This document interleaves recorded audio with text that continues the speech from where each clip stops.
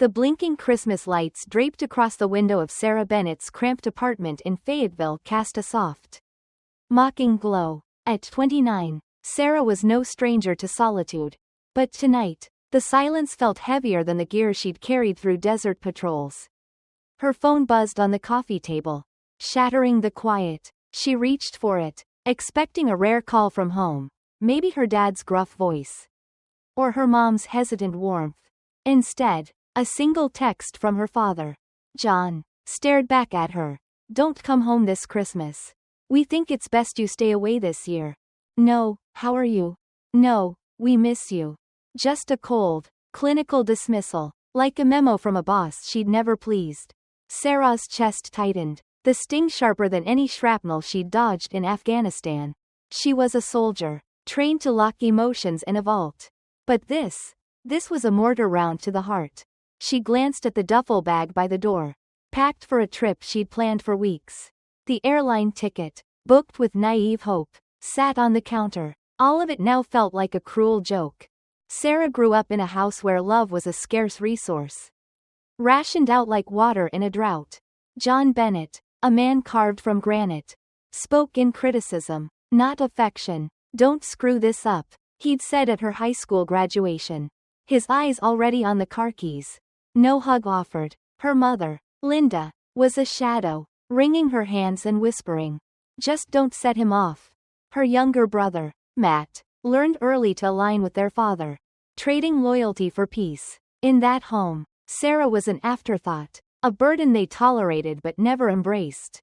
At 19, she enlisted in the army, not to win her father's pride but to prove she was worth something. The military became her refuge, a place where grit earned respect.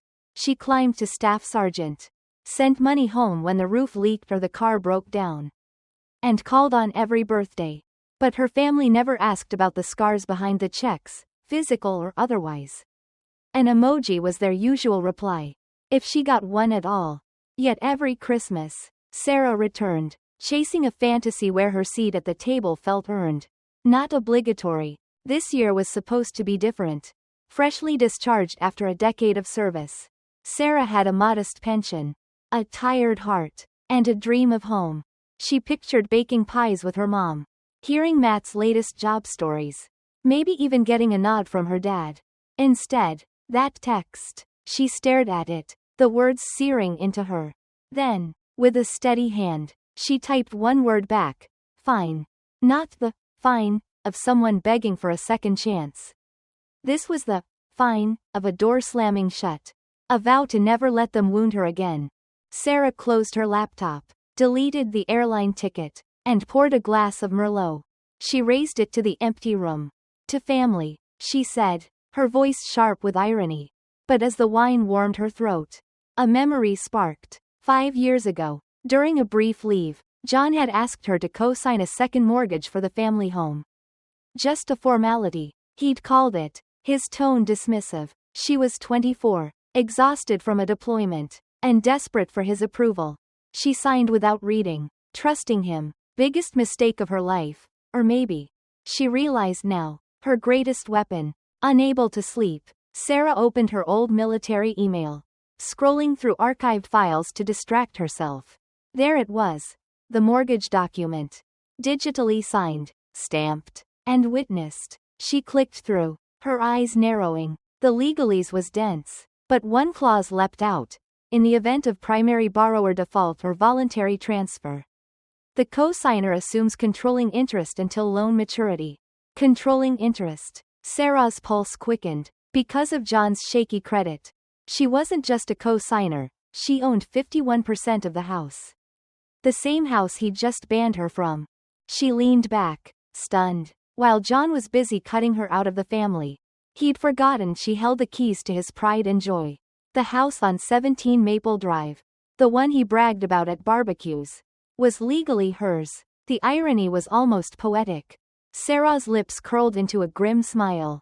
She grabbed her phone and dialed a real estate lawyer she'd met at a seminar in Charlotte. "Hypothetically," she said, her voice steady, "what happens if a co-signer with majority interest gets told not to come home?"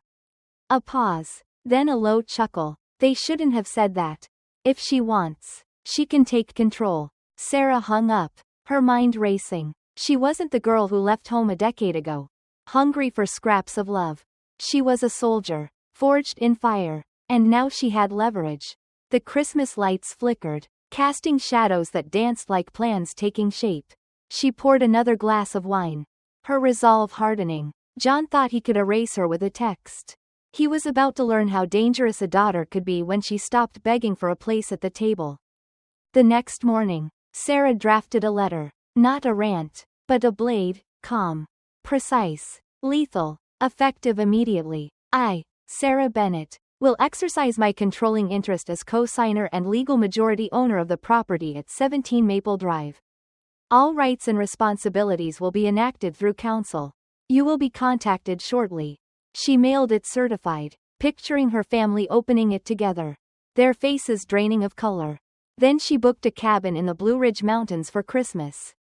Snow, a fireplace, and silence. No family, no drama, just her. 5 days later, she turned her phone back on. 10 missed calls. 1 from Matt. 1 from John. 4 from Linda. And 1 from a lawyer named Carl Reed. Sarah smirked. Not out of spite, but clarity. For the first time, she didn't need their permission to belong. They were living in her house. On her terms. Matt called again, his voice frantic. Sarah, what the hell? Dad's losing it. Lawyers. Eviction notices. What are you doing? She sipped coffee, staring at the snowy peaks outside her cabin.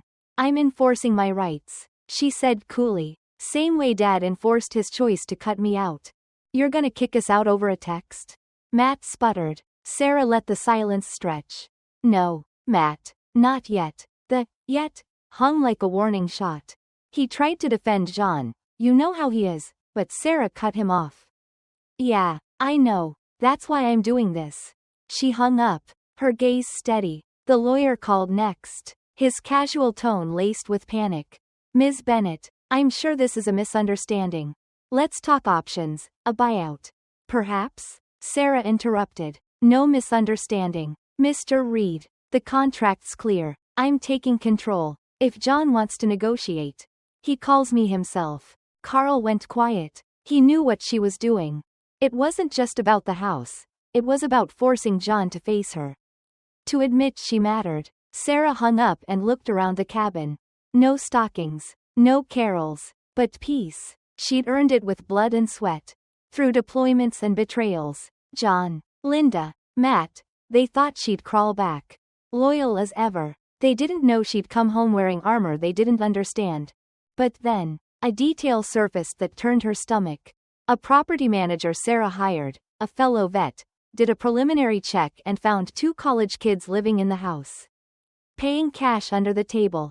John and Linda had turned her property into a side hustle, renting rooms illegally while telling her she wasn't welcome. The betrayal wasn't just emotional, it was financial, legal, personal. Sarah's grip tightened on her coffee mug. They'd used her name to save their house, then filled it with strangers and locked her out. That night, she drafted a second letter. Her words like ice. Effective January 2nd. You are given 30 days notice of management transition and potential termination of residency. Unauthorized subleases are illegal. Rent collection is suspended. The property is under investigation for code violations. All communication through council. She signed it with her full title. Sarah Bennett. Staff Sergeant. U.S. Army. Retired. Legal co-owner. 17 Maple Drive. She sent it to Carl and texted Matt. Check your mailbox. The calls flooded in. Voicemails from Linda's tears to John's rage. Sarah didn't listen. She was done being the daughter they ignored. She wasn't after revenge. Not really. She was after restoration, of boundaries, of dignity, of a life they'd tried to erase. As the snow fell outside her cabin, Sarah raised her glass again. This Christmas, for the first time, belonged to her. And come January, her family would learn what it felt like to be unwelcome in a home they no longer owned.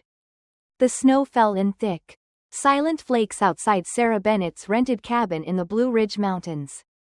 Each one a quiet promise of the peace she'd fought so hard to claim.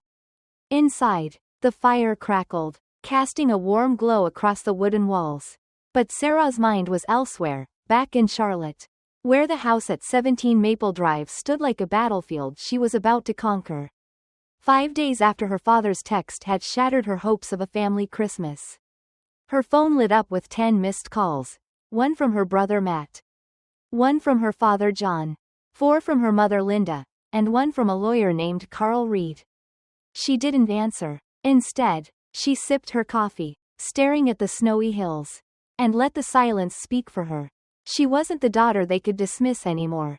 She was the majority owner of their home. And she was done waiting for their approval. Days earlier, Sarah had set her plan in motion. She'd drafted a letter, sharp and formal, like a general issuing orders. Effective immediately. I, Sarah Bennett, will exercise my controlling interest as co-signer and legal majority owner of the property at 17 Maple Drive. All rights and responsibilities will be enacted through counsel. You will be contacted shortly. She'd mailed it certified, imagining her family gathered around the kitchen table, their faces pale as they read her words. She hadn't stopped there. She'd hired a property management company run by a fellow veteran, Mike Torres, a no-nonsense former Marine she'd met during a training op in Tampa. His team was tasked with inspecting the house. And what they found turned her shock into cold fury. 2 college kids living in spare bedrooms, paying cash under the table. John and Linda had turned her house into an illegal rental operation, pocketing money while texting her to stay away.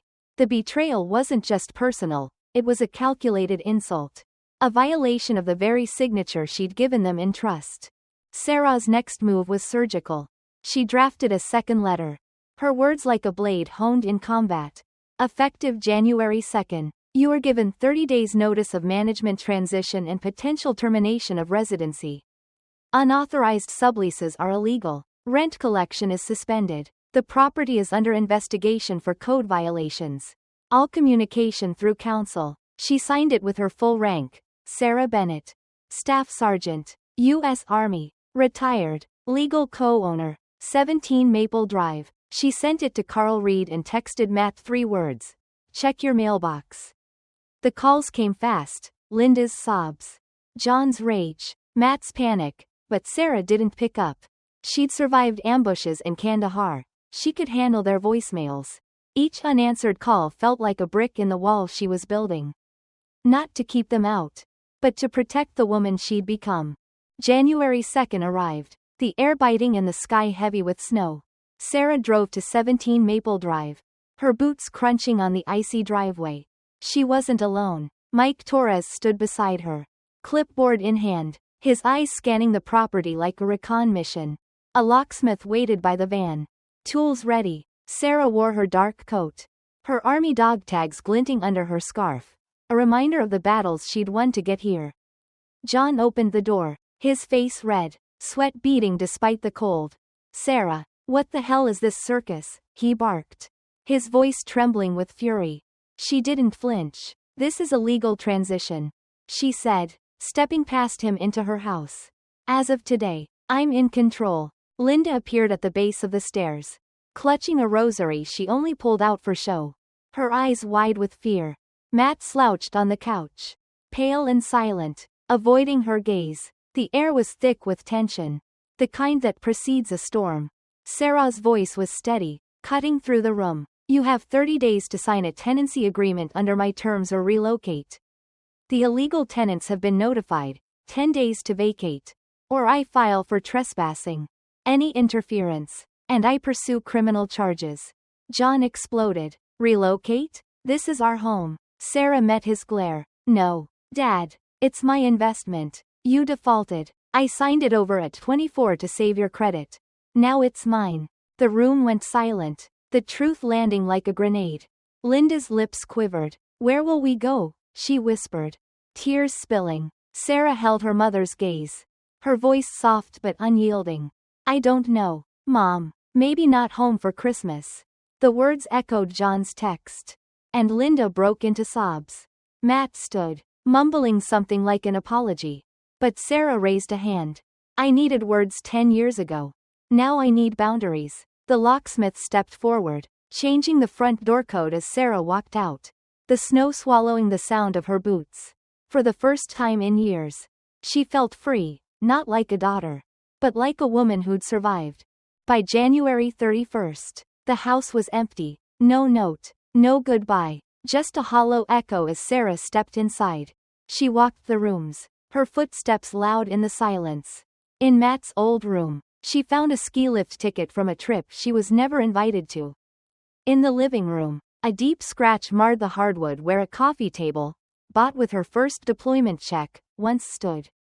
They'd claimed it was a loan, never repaid. Sarah stared at the scar. Not angry, just aware of how deep damage could run when no one saw you bleed. She didn't cry. Instead, she opened the back door, letting the winter wind sweep through, cleansing the space. This wasn't revenge, it was restoration. Sarah turned the house into Bennett House, a transitional home for female veterans. Women like her who'd returned from war only to find their families had locked them out. The first residents moved in by spring, a young Marine who's lost her sister's support. A Navy vet whose parents called her, too broken, to come home.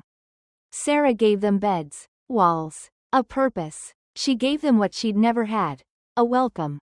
When a local paper ran a story about the veteran who reclaimed her home, reporters came sniffing. Sarah kept it vague, not out of shame, but because this wasn't about airing dirty laundry.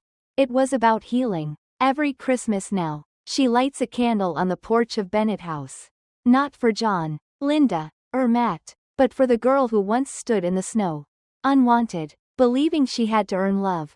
That girl was gone, replaced by a woman who'd built a home for others. A sanctuary born from scars. People ask if it was worth it, losing her family to gain a house. Sarah smiles, her eyes steady. More than they'll ever know. She doesn't visit them, they don't call, but Bennett House hums with life. With laughter, with stories of survival, and in the quiet moments, when the snow falls and the candle flickers, Sarah knows she didn't just win a house. She won herself.